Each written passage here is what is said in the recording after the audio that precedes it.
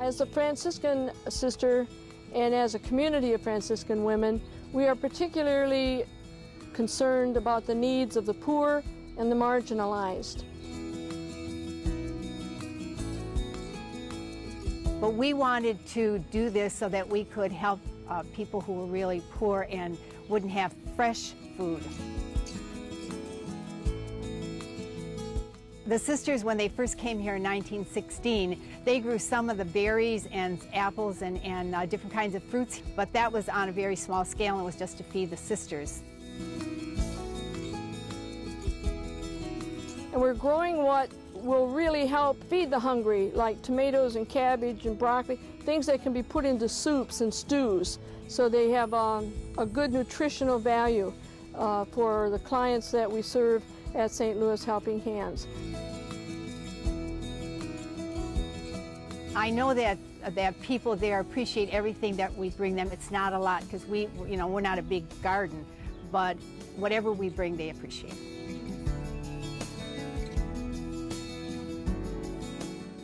As we produce this garden every year since 1992, every October we discovered that when October came, the food was gone, but hunger wasn't.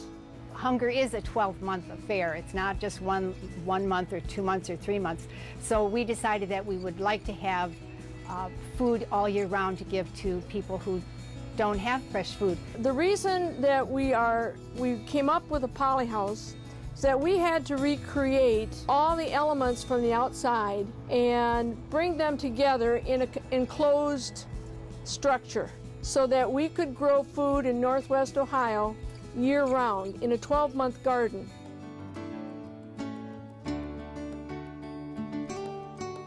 Before we put the structure up, we brought our own compost in and created a very fertile bed.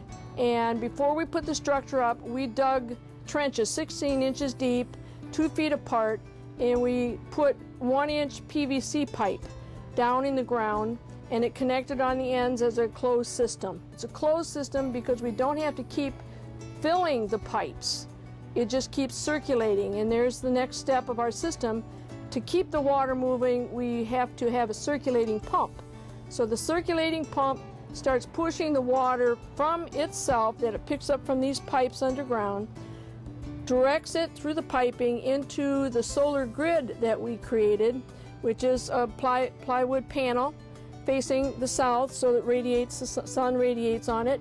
Covered it with 1/2-inch PVC pipe, and they're filled with this water that flows through that grid.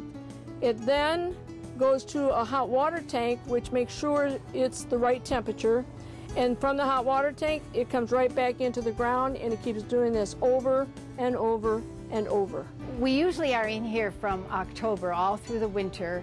When there's snow on both sides of this Polyhouse, we're in here and it's really cozy warm, and people like to come in here and they like to see what we're growing.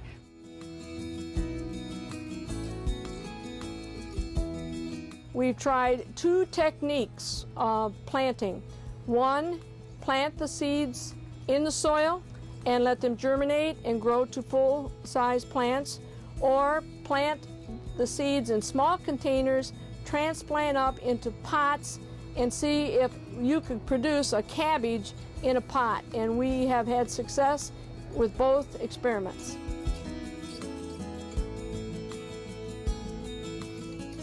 Now that we know it can be done, we are working really hard to bring real farmers and greenhouse operators to our Polyhouse and share our concept and our technology with them, because that would mean right here locally we could produce food year-round.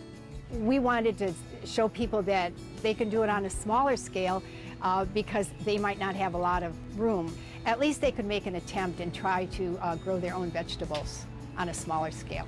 Being able to come in here year-round and see vegetables happening that are going to be meeting the needs in a small degree of the many, many hungry people in Toledo. When we take our little containers of vegetables to St. Louis and we see those faces, that's our joy, that's our satisfaction. When it's 90 in here and we're working and it's hot and we're sweating, we know when we see those faces, we're not going to remember how hot we were and how many hours we've spent in here working on this project.